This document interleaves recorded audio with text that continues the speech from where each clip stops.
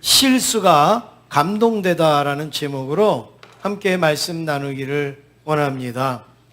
내일은 우리 8.15 광복 77주년입니다.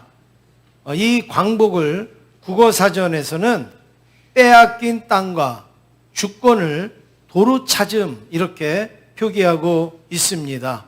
그렇습니다. 오늘도 빼앗긴 우리 민족과 그리고 땅과 주권을 다시 찾은 이 광복을 우리가 기념하면서 예배를 드리는데, 이것이 우리의 힘으로 한 것이 아니라 하나님께서 이 빼앗긴 것을 도로 찾게 하고 회복시켜 주셨음을 우리가 감사로 드리는 예배가 이 광복 기념 예배인 줄로 믿습니다. 여러분, 정말 전 세계가 그렇게 알고, 또 우리나라도 또 다른 나라도 다 우리나라의 광복은 우리의 힘으로 되지 않았다는 것을 너무나도 잘 압니다. 전적으로 하나님의 은혜에 의하여서 광복이 이루어졌기 때문에 광복절이 올 때마다 우리는 겸손해야 되는 겁니다. 우리의 힘으로 한 게 아니니까. 광복절을 맞이할 때마다 우리 하나님 앞에 겸손하고, 그리고 하나님의 은혜에 감사할 수 있기를 간절히 원합니다. 옆에 있는 분하고 인사하시겠습니다. 하나님 감사합니다. 인사하시겠습니다. 네. 오늘 광복에 대해서 제가 자세히 성경으로 말씀을 드리지는 않겠지만, 직접적인 연관은 없지만 그래도 우리나라의 미래나 또 우리의 삶의 미래에 필요한 말씀이라고 여겨져서 오늘 이 본문의 말씀을 함께 나누는데요. 적어도 한 나라가 어떻게 살아야 하는지, 예수 믿는 나라는 어떤 정신으로 살아야 되는지 우리에게 깨닫게 해주시는 그 말씀의 내용입니다. 실수가 없는 나라면 좋겠지만, 실수가 없는 교회면 좋겠지만, 실수가 없는 가정이라면 좋겠지만, 또 우리 자신이 실수가 없다면 좋겠지만, 여러분, 우리의 삶 속에 보면 눈만 뜨면 실수고 눈만 뜨면 부족한 거고 그런 어떤 연약한 부분들이 있지 않습니까? 그러나 여러분, 혹시 실수가 있더라도 그것을 지적하고, 그리고 그것을 비난하고, 그것을 향하여서 손가락질하기보다는 이 실수를 잘 우리가 이끌어내면 오히려 은혜가 되고 감동이 될 줄로 믿습니다.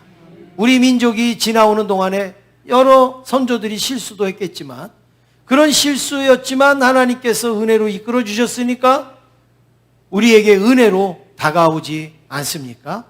그래서 이스라엘 백성들도 여리고성을 무너뜨리고 아이성을 무너뜨리고 가나안으로 막 진격해서 들어가고 있는데 큰 실수를 범하게 됩니다. 바로 오늘 이 본문의 내용인데, 그러나 이 실수를 통하여서 굉장히 감동적인 사건이 발생을 하게 되는 것이죠. 오늘 그것을 한번 같이 나누면, 이스라엘을 보면서 가나안 7족속이 두려움을 느낍니다. 지금 이스라엘은 광야에서 40년 동안을 막 정신없이 살았잖아요. 그런데 이들이 가만히 보니까 점점 어디로 향하여서 오고 있습니까? 가나안 땅을 향하여서, 젖과 꿀이 흐르는 가나안 땅이라고 하면서 이들이 점점 좁혀오는 것은 어디냐 하면 가나안이에요, 가나안. 그래서 가나안으로 지금 점점 오는데, 얼마 전에는 여리고성을 무너뜨렸다는 거예요. 얼마 전에는 아이성을 무너뜨렸다는 거예요. 여리고성, 아이성 무너지면 이제 다 끝난 거예요. 그러니까 이제 이 가나안의 7족속이요, 얼마나 두려움을 느끼겠습니까? 물이 이만큼 차오고 이만큼 차고 우리 집 앞에까지 물이 찬다고 생각을 해보세요. 얼마나 막 두려움이 오겠습니까? 지금 이스라엘 백성들이 바로 가나안에 지금 코앞까지 왔어요. 그러니까 이 가나안에 7족속이 살았거든요. 가나안 그러면 그냥 모르는 사람도 가나안은 7족속 이렇게 말하는 거예요. 가나안은 7족속. 제천 그러면 무슨 고장이에요? 청풍명을 이러잖아요. 그렇죠? 네, 마찬가지로 가나안 그러면은 7족속 이렇게 이야기를 한단 말이에요. 이 7족속이 긴장을 하는 거예요. 이제 저 이스라엘 민족이 들어오면 우리도 여리고가 아이성이 무너지는 것처럼 무너질 수 있겠다. 그래서 이들이 무슨 일을 하느냐. 2절 말씀 같이 읽겠습니다. 2절입니다. 시작.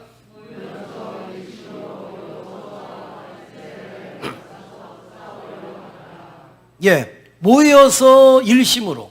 여기 모여서 누가 모였다는 얘기예요? 예, 가나안의 7족속이 모여서 일심으로 한마음으로 이스라엘과 싸우려고, 여호수아와 싸우려고 그리고 준비를 했는데, 여기 모였다 그러면 7인데요. 여러분 1절에 보니까 이상한 장면이 나옵니다. 1절에 보면 이들이 모였는데 누가 모였는가? 1절에 보면 이렇게 나옵니다. 헷 족속, 아모리 족속, 가나안 족속, 브리스 족속, 히위 족속, 여부스 족속 이렇게 모였습니다. 몇 족속입니까? 몇 족속이죠? 6. 아까 제가 말씀드렸죠. 가나안 그러면 몇 족속이어야 된다고요? 7족속이어야 돼요. 그런데 지금 이들이 모였는데 6만 모인 거예요. 6 족속. 뭔가가 조금 이상하지 않습니까? 왜 이들이 모였는가? 이들은 지금 이 이스라엘을 연합해서 무너뜨리지 않으면 감당할 수 없다고 생각했기 때문에, 이스라엘은 대단히 위험하다. 이스라엘은 대단히 힘이 세다. 왜 그랬는가? 이스라엘 민족 보면 사람들이 어리버리한 것 같고 별로 무기도 없고 뭐 내세울 만한 게 없어요. 그런데 이스라엘 백성들은 항상 뒤에 따라다니는 말이 있어요. 어떤 말이 있죠? 여호와 하나님이 함께 있다는 거예요. 여리고 성도 하나님이 무너뜨렸다는 거예요. 다 여호와 하나님이 이스라엘 백성하면 그게 뒤따라가고 있어요.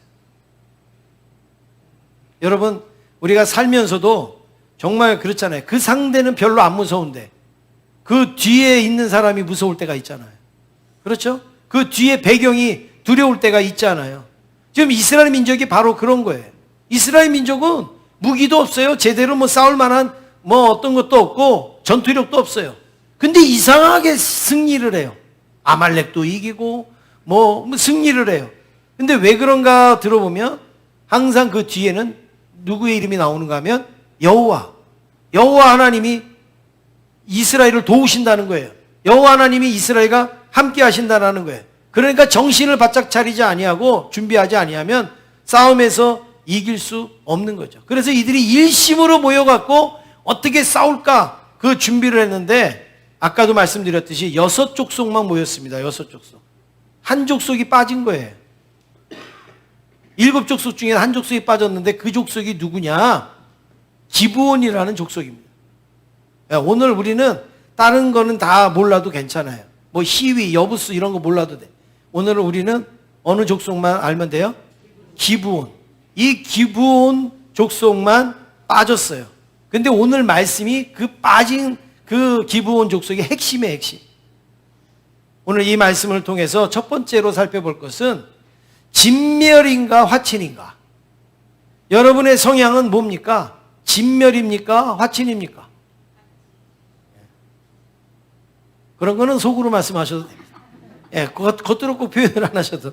예, 여러분은 무슨 일이 있으면 진멸시키는 스타일입니까? 아니면은 화친하는 스타일인가? 이걸 한번 우리가 물어볼 필요가 있는데, 6절 같이 읽으시겠습니다. 6절입니다. 시작.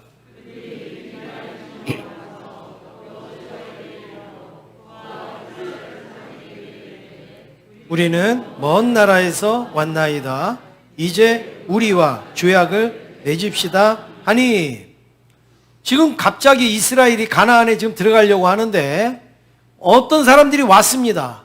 그리고 이스라엘 백성들에게 말하기를 우리는 먼 곳에서 왔는데 조약을 맺읍시다. 조약. 무슨 조약이에요? 사이좋게 지냅시다. 같이 지냅시다. 이런 조약을 맺자라고 이 이스라엘 백성들에게 온 거예요. 싸우지도 않았는데, 아직 싸움도 안 했는데 와가지고 우리 잘 지냅시다 이렇게 왔는데, 여기 그들이 누구냐? 아까 여러분들에게 말씀드렸던 3절에 보면 기브온 주민들 이렇게 나옵니다. 기브온 주민들이 가나안 7족속이 모일 때 안 모이고 6족속만 모이고 기브온은 뒤로 싹 빠져가지고 어디로 왔는가? 이스라엘 그 여호수아 앞에 온 거예요. 왜 그랬느냐? 이 기브온은 화친파예요. 화친파. 그리고 이 6족속은 진멸파예요. 그래서 6족속은 이스라엘과 싸워서 진멸해야 된다 이거죠. 싹부터 잘라내야 된다. 그런데 기브온은 아무리 생각해도 객관적으로 봐도 우리가 다 힘을 합쳐도 이스라엘을 이길 수 없다고 생각한 거예요. 이스라엘과 싸워서 승리할 수 없다고 여겨진 거예요. 그러면 어떻게 해야 되느냐? 싸워서 진멸되는 것보다는 오히려 화친해서 평화롭게 같이 지내는 게 낫다. 우리가 좀 자존심을 내려놓더라도 우리가 조금 속상하더라도 이스라엘과 싸우기 전에 화친하는 게 좋겠다. 그렇게 생각이 들어서 자기들은 싹 빠져가지고 지금 이스라엘에게 왔어요. 그리고서 우리 화친합시다. 이렇게 조약을 맺고 있습니다. 그런데 여러분 그냥 와서 우리 싸우지 맙시다. 그러면 이스라엘 백성들이 그래 우리 사이좋게 지냅시다. 여러분 그러겠어요? 그럴 수가 없는 거예요. 이 사람들이 위장을 하는 건지 아니면 전술인지 전략인지 뭐 여러분 모르잖아요. 또 앞에서는 악수하는 척 하면서 6족속이 또 확 또 와가지고 칠 수도 있고 뭐 어떻게 알 수 있습니까? 그러니까 기브온도 생각하기를 우리가 아무리 가서 화친하자고 해도 저 이스라엘 사람들이 안 믿어줄 거다. 여러분 믿겠어요? 안 믿어주죠. 안 믿어줄 거다. 그러면 어떡하냐? 안 믿어주는데 그러면 믿을 수 있도록 우리가 조금 준비를 해보자. 그래서 이들이 준비한 게 뭐냐면 오늘 4절 5절 말씀해 보면 이들이 이렇게 준비를 합니다. 4절 5절을 우리 한번 같이 읽으시겠습니다. 시작. 꾀를 내어 사신의 모양을 꾸미되 헤어진 전대와 헤어지고 찢어져서 기운 가죽 포도주 부대를 나귀에 싣고 그 발에는 낡아서 기운 신을 신고 낡은 옷을 입고 다 마르고 곰팡이가 난 떡을 준비하고. 지금 이들이 꾀를 냈다 그랬어요. 꾀를 냈다. 그래서 우리가 가도 우리의 말을 들을 수 있도록 믿을 수 있도록 준비를 하자. 그게 무엇이냐면 총 들고 칼 들고 우리 화친합시다. 그러면 여러분 화친이 됩니까? 안 되죠. 그러니까 어떻게 해요? 사신의 모양으로 총, 칼, 무기 다 내려놓고 우리는 아무것도 없는 그냥 사신의 모양으로 이제 이스라엘을 찾아가는 거예요. 그런데 우리는 요 앞에서 왔다고 하면 안 되죠. 이 가나안 족속인 거 뻔히 아니까. 그러면 어디서 왔다 그래야 돼요? 먼 데서 왔다 이렇게. 당신들 나라 소식을 내가 먼 데서 듣고 우리가 정말 사귀고 싶어서 우리가 정말 함께하고 싶어서 왔다.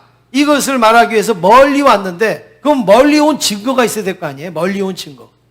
그래갖고 옷도 해진 거 입고 신발도 다 낡아 떨어진 거 신고 이렇게 해가지고 왔는데 심지어는 자기네들이 먹을 도시락 있잖아요.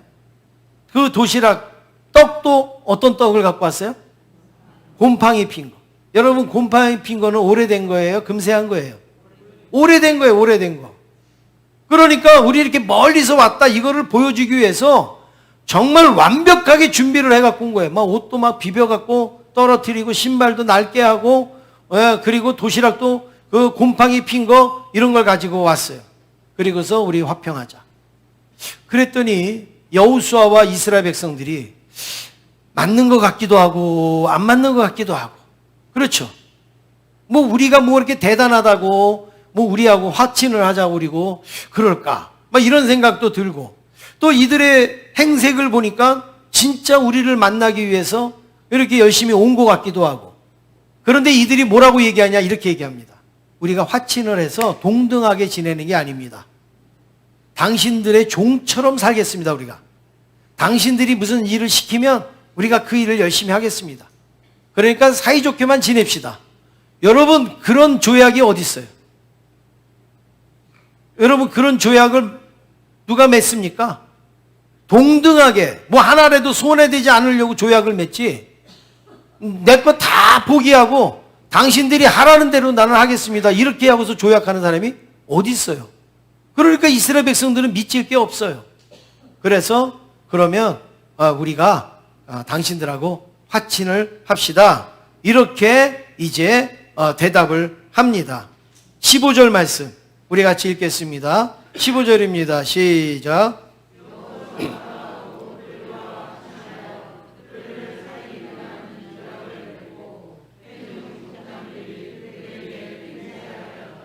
예, 지금 여호수아가 바로 그들과 화친을 했다.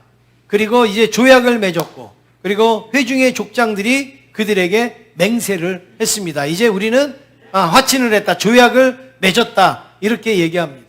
물론 여러분 이 말씀에서 오늘 말씀에 해당되지 않지만 이 말씀에서 중요한 것 중에 하나는 이런 내용이 있습니다. 왜 여호수아가 하나님 앞에 묻지도 않았느냐? 왜 하나님 앞에 기도하지 않았느냐? 이런 내용이 있어요.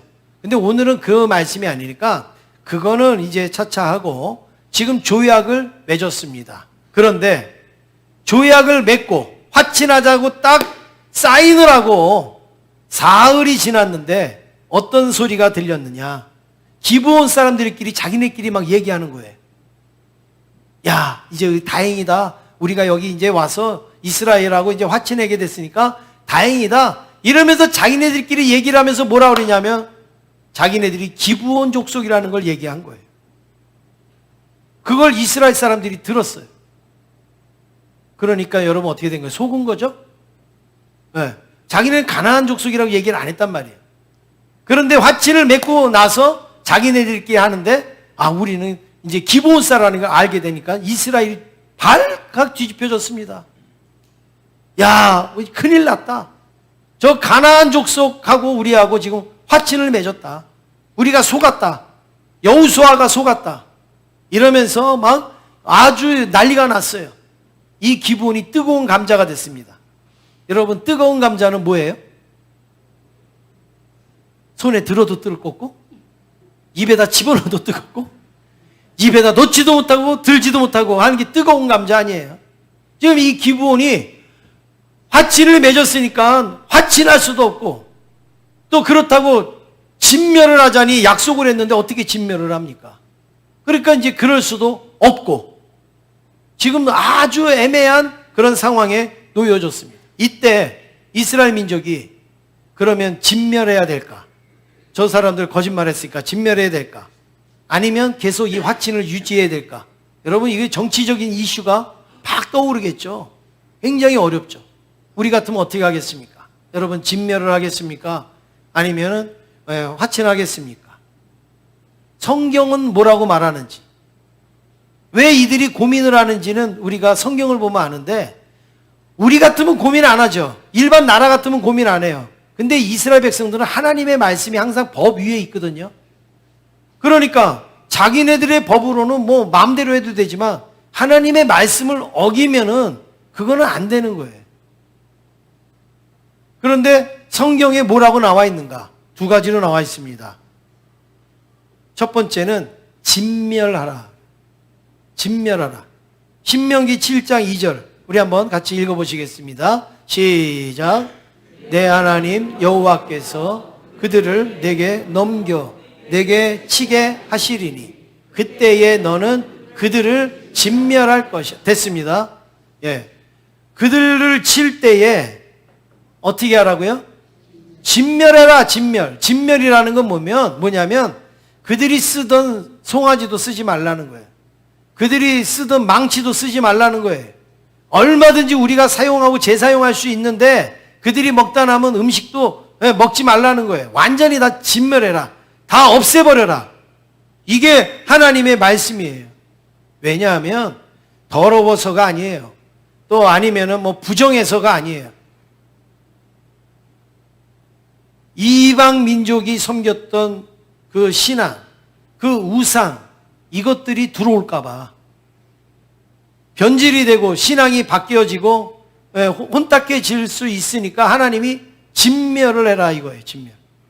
그래서 이들을 진멸하라고 명령을 내리신 거예요. 그 다음에 두 번째는 어떤 내용이냐? 화평하라는 내용이 있어요. 화평하라. 진멸하라만 있는 게 아니라 화평하라도 있는데 신명기 20장 10절 함께 읽겠습니다. 20장 10절입니다. 시작. 내가 어떤 성읍으로 나아가서 치려할 때에는 그 성읍에 먼저 화평을 선언하라. 예. 지금 어떤 성읍을 내가 점령하려고 그래요. 내가 어떤 성령을 내가 치려고 해요. 그런데 그 치기 전에 먼저 뭘 하라고요? 화평을 선언해라. 나 너희들이랑 싸우기 싫어. 그런데 너희들이 싸우자 그러면 어쩔 수 없어. 근데 싸우지 않겠다 그러면 나는 안 싸워. 이거를 선포하라는 거예요. 그러니까 여러분 지금 이 하나님의 말씀을 우리가 두 가지의 말씀을 봤어요. 진멸하라, 화평하라. 그러면 여러분이 들으실 때 하나님은 이 둘 중에서 어디에 더 중점을 두고 계시다고 생각하십니까? 진멸하랍니까? 화평하랍니까? 싸우기 전에 화평하자 이렇게 먼저 묻고 싸우는 사람 봤어요? 싸울 때 뭐라 합니까? 너는 내 손에 이렇게 될 거 아니에요. 그런데 싸우기 전에 싸우기 싫으면 나랑 화평해. 여러분 이렇게 싸우는 사람이 있어요? 없잖아요.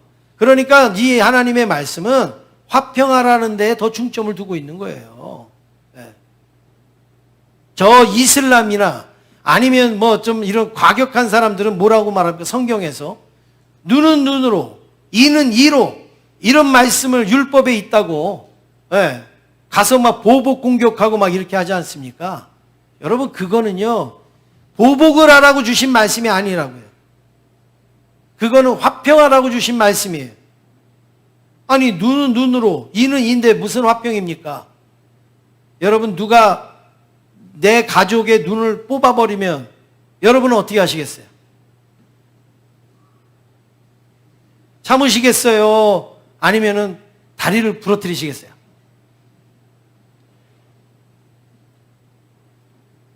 아무 생각도 없으세요? 누가 내 가족의 눈을 뽑아버렸는데 여러분 뭐 아무 생각도 없으세요? 누가 내 가족의 눈을 뽑으면 10배, 20배 갚아주겠죠. 안 그랬어요? 사람이? 그러니까 조그만 일을 가지고 사람을 죽일 수도 있고 그리고 아주 크게 상해할 수도 있단 말이에요. 그래서 율법에서는 참아라 이거예요. 참아라. 용서해라. 그런데 참지 못하겠거든. 용서하지 못하겠거든.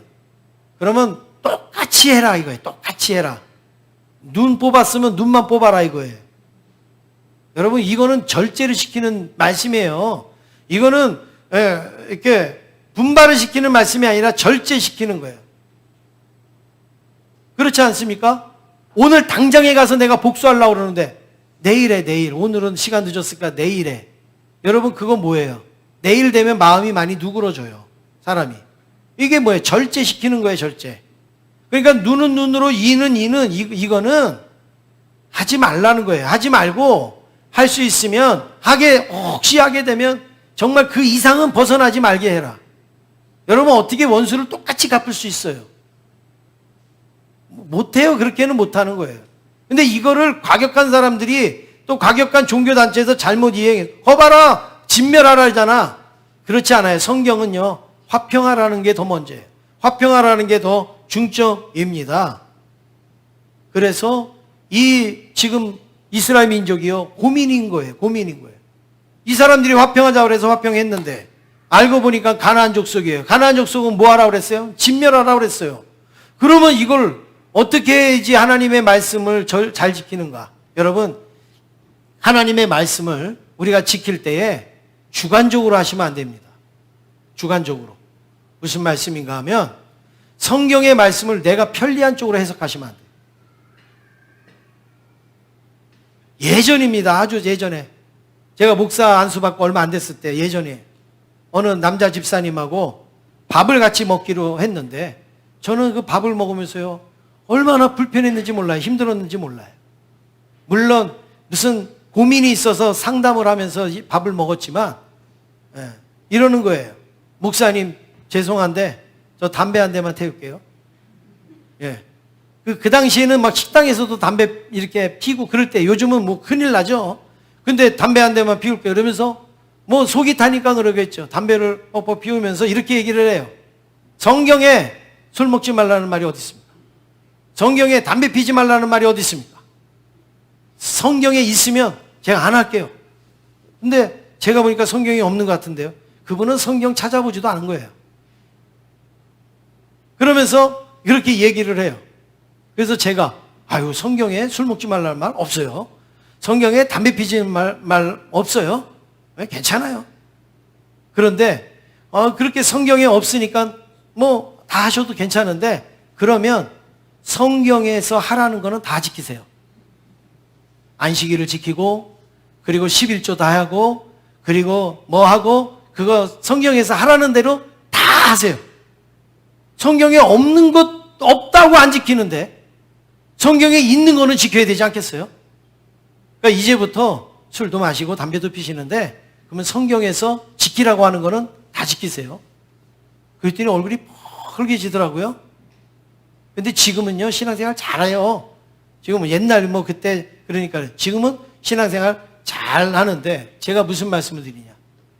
성경을 인용을 할래도 여러분 내가 필요한 것만 담배 피지 말라는 말 없다고 그런 말만 하지 말고 내가 힘들어하는 거 지킬 것 내가 지키면서 그렇게 말씀을 적용해야지 맞는 거 아니겠습니까? 그러니까 성경을 내 성향대로 해석을 하는 거예요. 나는 진멸하는 쪽이다. 봐라 여기 진멸하라 그랬지. 나는 화해하는 쪽이다. 봐라 화평하라 그랬지. 그러면 안 된다는 거죠. 하나님의 말씀을 객관적으로 듣고 객관적으로 보고 판단할 수 있어야 되는 것이죠. 지금 이스라엘 이 백성들은 지금 큰일이 났어요. 진멸할 수도 없고 화평할 수도 없고 다 하나님의 말씀인데 이때 여호수아가 결정을 내립니다. 세 번째로 여호수아의 결정을 우리가 보게 되는데 얼마나 어려운 결정입니까? 사실 지도자는요 화평하자고 그래도 욕먹을 거고 진멸하자고 그래도 욕먹는 거예요. 안 그렇습니까? 야 화평하자고 해놓고 왜 진멸하냐 또 이럴 거 아니에요. 예. 아무리 그래도 우리가 잘못 알았으니까 진멸해야지 또 이러면서 또 막 욕할 거 아니에요. 참 지도자가 어려운데 지금 이 여호수아가 아주 고민 끝에 결정을 내렸는데 21절 함께 읽겠습니다. 21절입니다. 시작.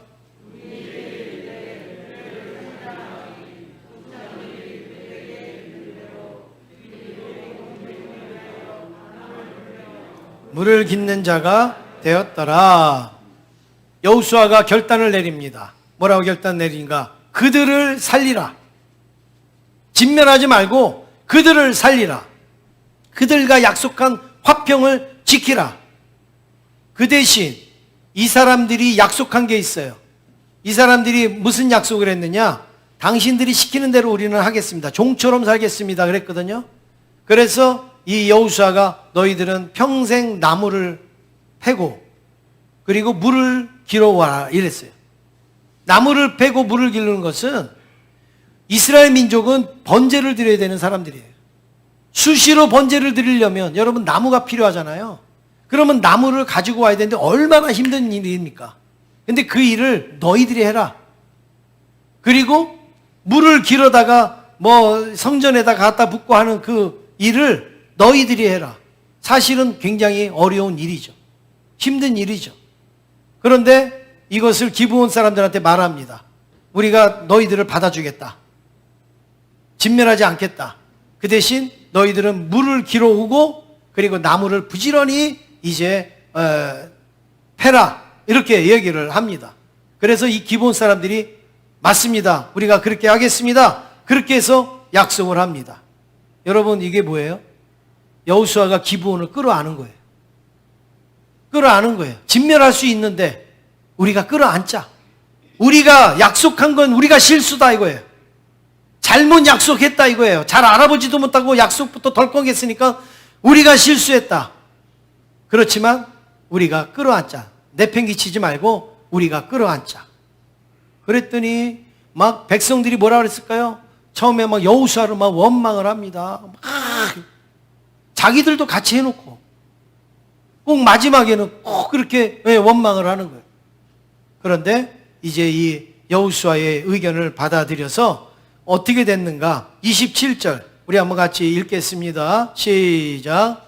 그날에 여호수아가 그들을 여호와께서 택하신 곳에서 회중을 위하며 여호와의 제단을 위하여 나무를 베며 물을 깃는 자들로 삼았더니 오늘까지 이르니라.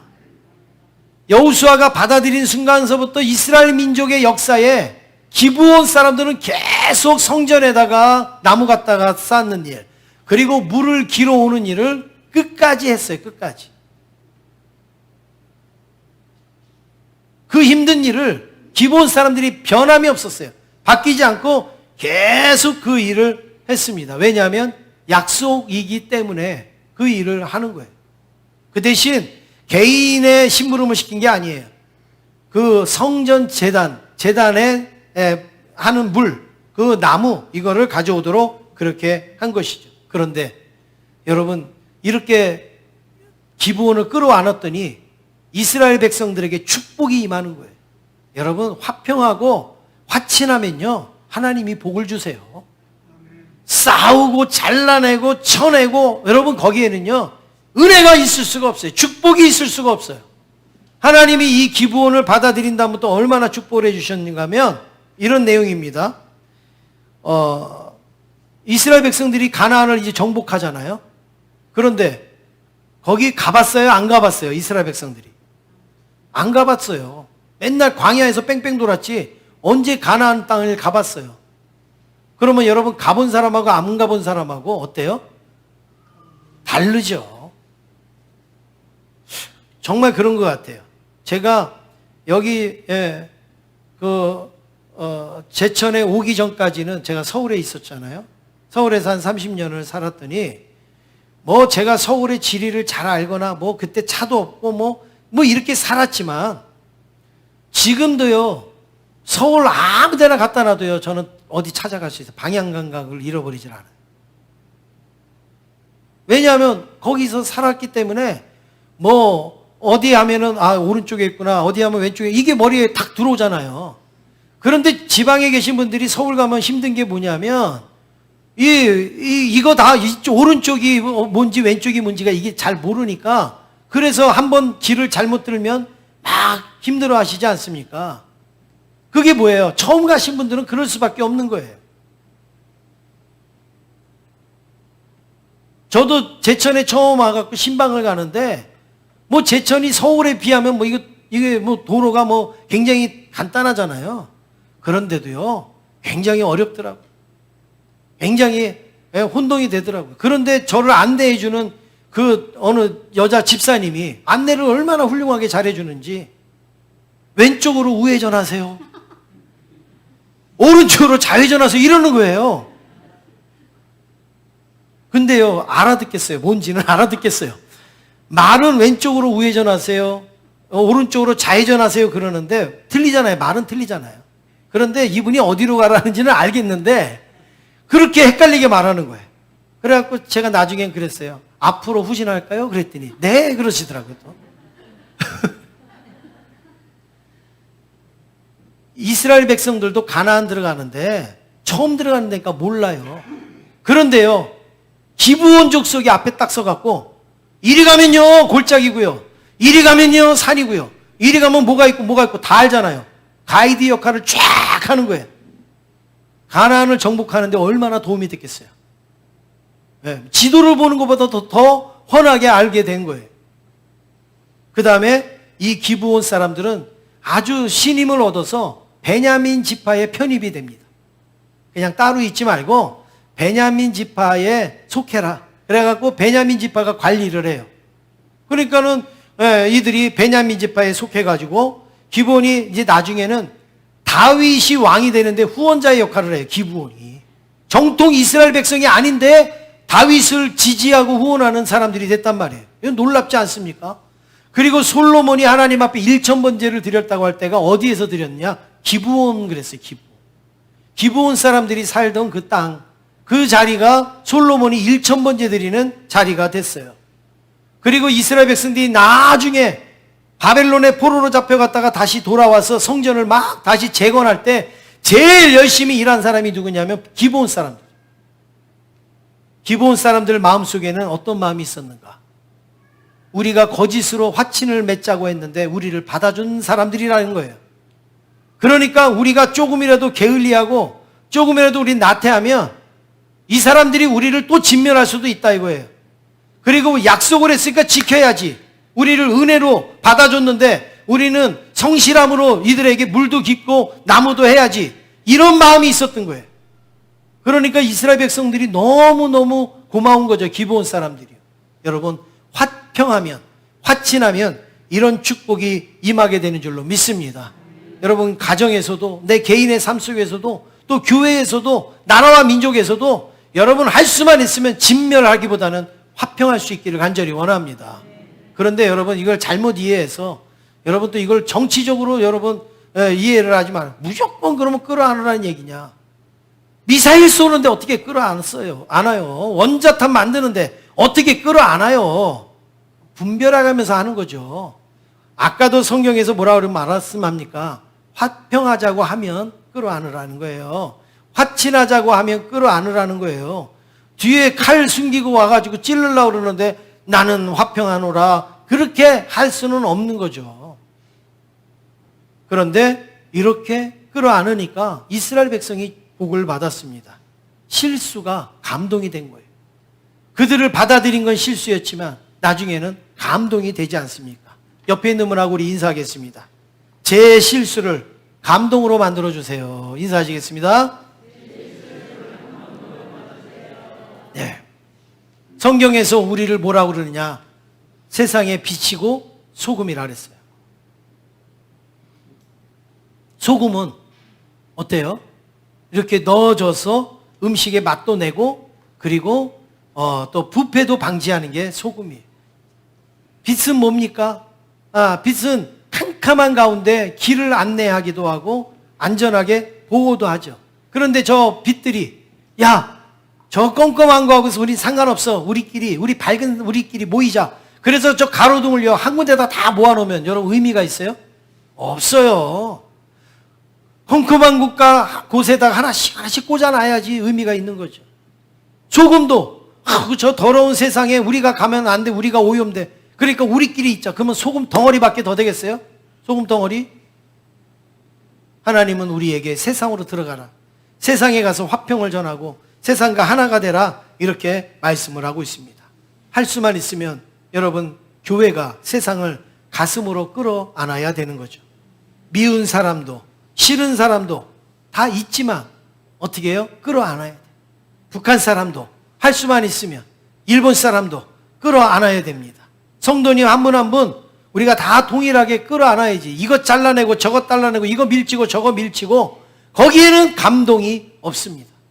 그러나 끌어안을 때에 우리도 모르는 놀라운 그 감동이 밀려오게 되는 것입니다.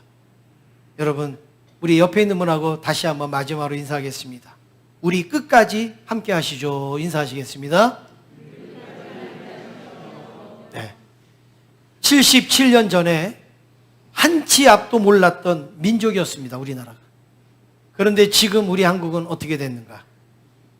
IT 강국, 자동차 강국, 우주 강국, 원자력 강국, 군사 무기 강국. 그렇잖아요, 지금.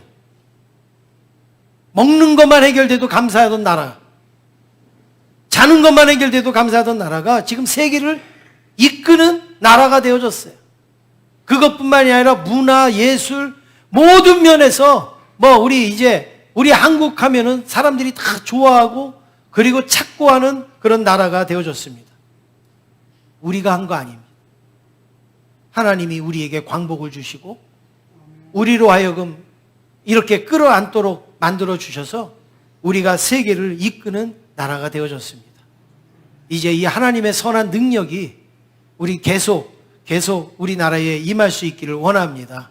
하나님의 그 선한 능력으로 막 믿음의 일들, 감동되는 일들이 막 여기저기서 나타날 수 있기를 주님의 이름으로 축원합니다. 우리 함께 찬양 같이 해보시겠습니다. 선한 능력으로 우리가 믿음으로 일어날 일 기대하는 마음으로 찬양하시겠습니다.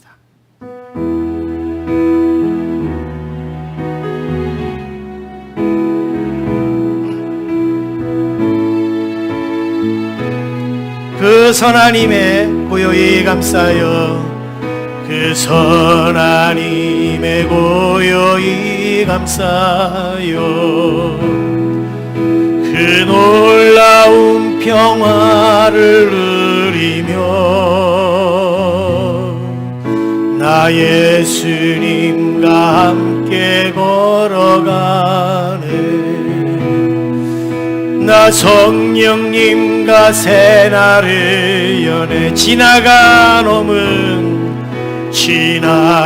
어물 어둠의 날들이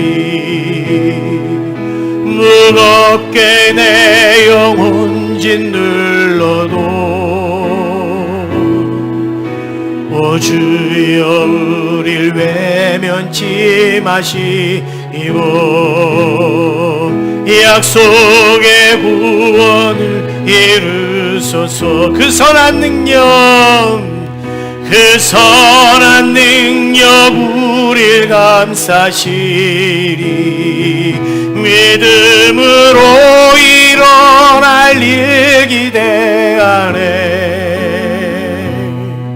주 언제나 우리와 함께 계셔. 하루 또 하루가 늘새 그 선한 능력 우릴 감싸니. 그 선한 능력 우릴 감싸시니. 믿음으로 일어날 일 기대하네. 주 언제나 우리와 함께 계셔. 하루 또 하루가 늘새 다시 한번 하겠습니다. 그 선한 능력 우릴 감싸시니. 믿음으로 일어날 일 기대하네. 주 언제나 우리와 함께 계셔. 하루 또 하루가 늘 새로워.